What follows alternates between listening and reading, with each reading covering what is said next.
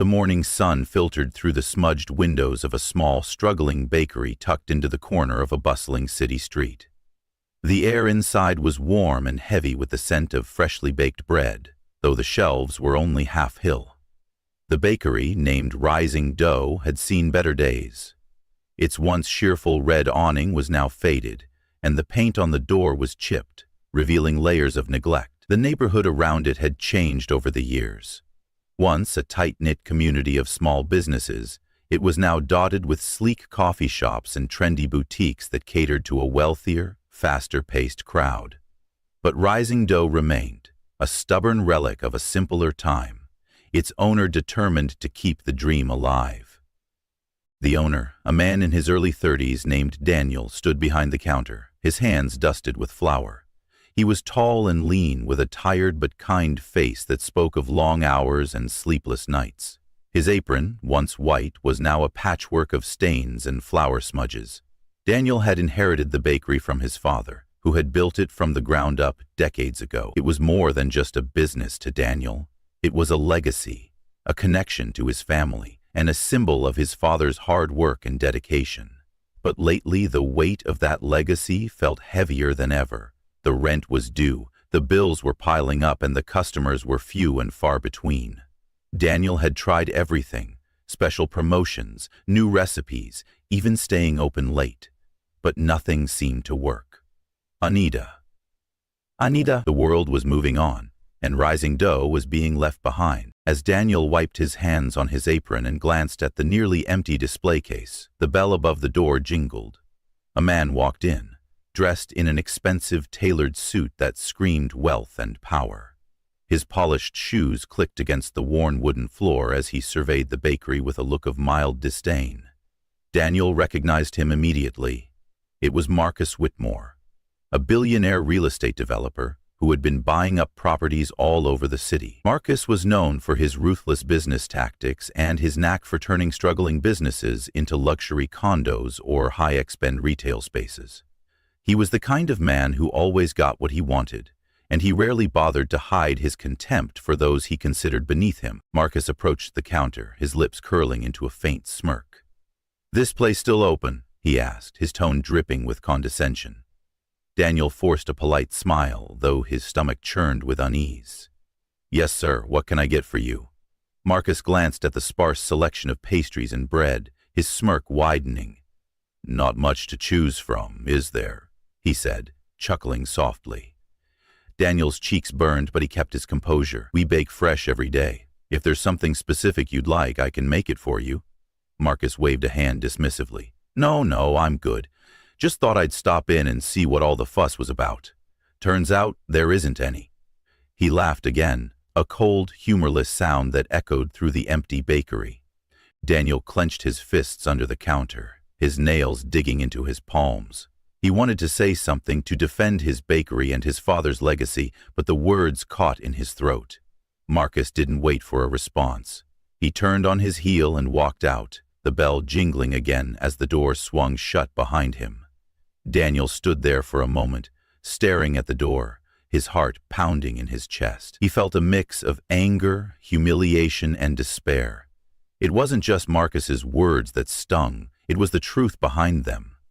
The bakery was struggling, and no matter how hard Daniel worked, it felt like he was fighting a losing battle. As he turned back to the counter, his eyes fell on a framed photo hanging on the wall. It was a picture of his father, standing proudly in front of the bakery on its opening day, a wide smile on his face. Daniel's throat tightened. He couldn't let his father's dream die. He wouldn't. But as he looked around the empty bakery, outside, the city buzzed with life, people rushing to work, cars honking, the hum of a world that never stopped moving. But inside Rising Dough, the air was heavy with silence, broken only by the soft ticking of the clock on the wall. Daniel took a deep breath and turned back to the oven, determined to keep going, even if it felt like he was baking into the void. Little did he know, his life was about to change in a way he could never have imagined. The bell above the door would ring again soon, and this time it would bring with it a twist of fate that would alter everything. The days following Elon Musk's visit to Rising Dough were a whirlwind of activity and emotion. Daniel and Clara worked tirelessly, fueled by a newfound sense of purpose and the hope that they could turn things around. But as the initial adrenaline began to fade, the weight of what had happened, and what still needed to be done, started to. Daniel's meeting with the business consultant, a sharp and no-nonsense woman named Lydia Harper, was both enlightening and overwhelming. Lydia had a reputation for turning struggling businesses into success stories, and she didn't mince words when she walked into the bakery. "This place has potential," she said, her eyes scanning the room with a critical gaze. "But it's going to take a lot of work. Are you ready for that?" Daniel nodded, though he couldn't help but feel a pang of doubt. Lydia's plan was ambitious. Rebranding the bakery, expanding the menu, launching a marketing campaign, and it required a level of investment Daniel wasn't sure he could afford. But he knew he didn't have a choice. This was his shot, and he wasn't going to waste it. As Daniel and Clara began implementing Lydia's suggestions, the bakery started to transform. They updated the decor, introduced new pastries and breads, and even started offering specialty coffee. Clara took charge of the social media campaign, posting photos and updates that highlighted the bakery's history and the passion behind it. Slowly but surely, the response began to change. Customers started trickling in, drawn by the buzz and the promise of something new. It wasn't a flood, but it was enough to give Daniel hope. Meanwhile, Marcus Whitmore was dealing with his own fallout. The encounter at the bakery had left him unsettled, though he would never admit it. He had always prided himself on his ability to outmaneuver anyone who stood in his way, but Elon Musk's involvement had thrown a wrench in his plans.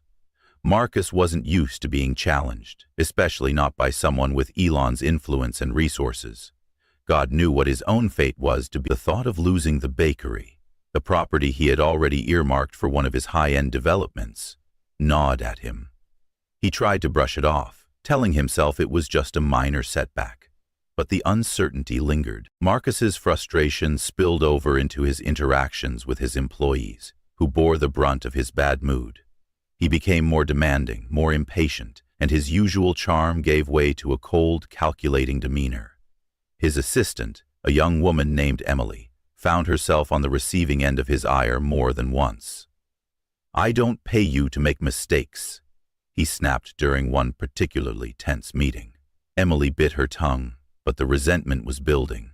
She had always admired Marcus's ambition, but lately she had started to see a darker side of him, one that made her question her loyalty. The tension between Marcus and Daniel came to a head one afternoon when Marcus showed up at the bakery unannounced.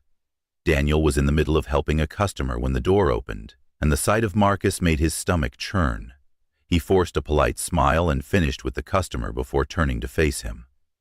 "What can I do for you, Marcus?" he asked, his tone carefully neutral. The tension between Marcus and Daniel came to a head one afternoon when Marcus showed up at the bakery unannounced. Daniel was in the middle of helping a customer when the door opened, and the sight of Marcus made his stomach churn. He forced a polite smile and finished with the customer before turning to face him.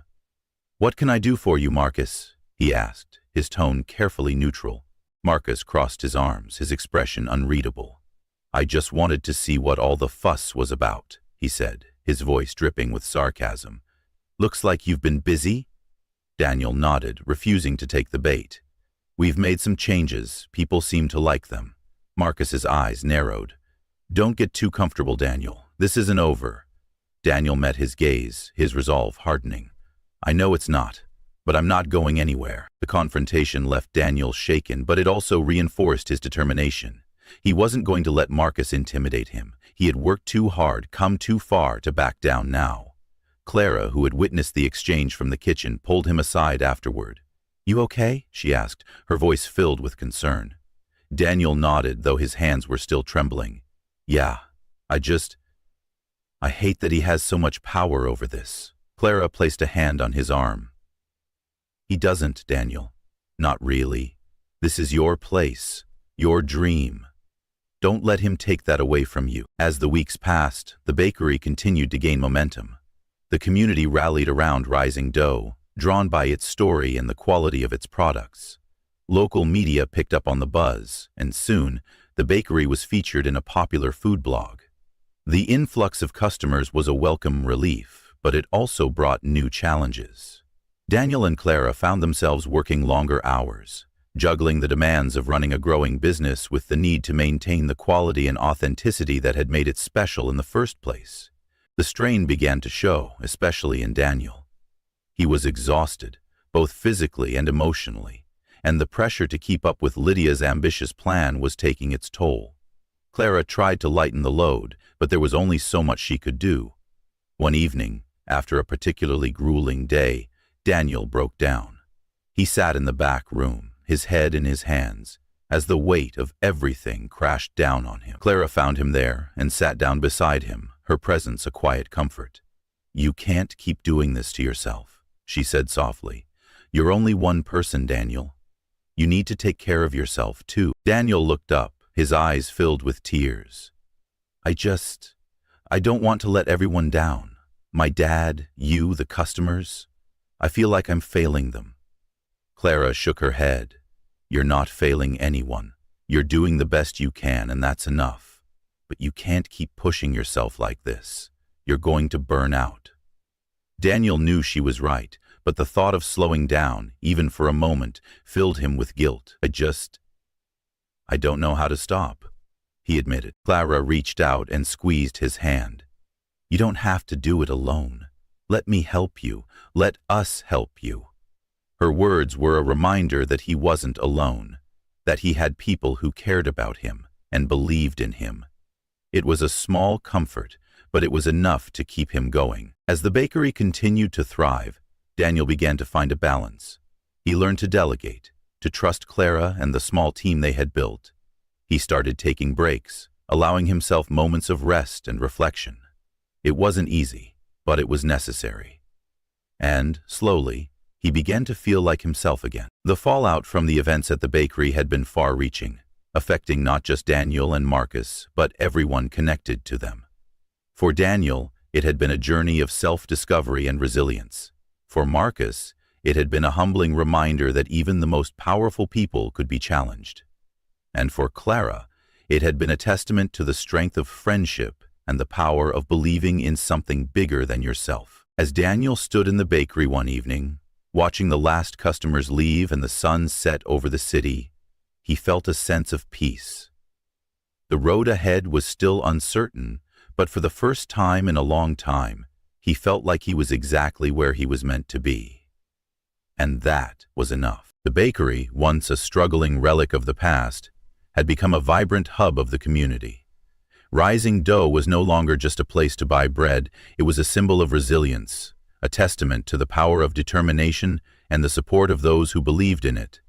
The shelves were now fully stocked, the display case filled with an array of pastries and bread that drew customers from all over the city. The red awning had been replaced, the chipped paint on the door freshly coated, and the atmosphere inside was warm and inviting.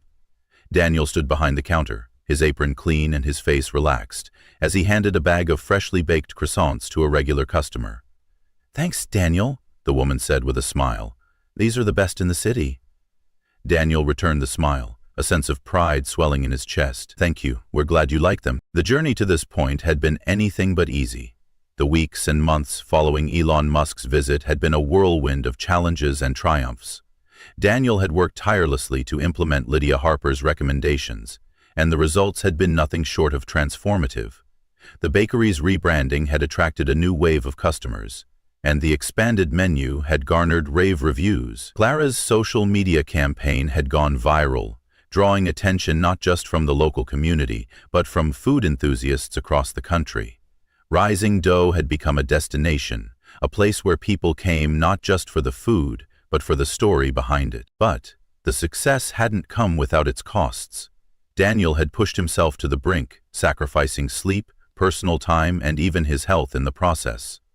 There had been moments when he had doubted himself, when the weight of it all had felt too heavy to bear.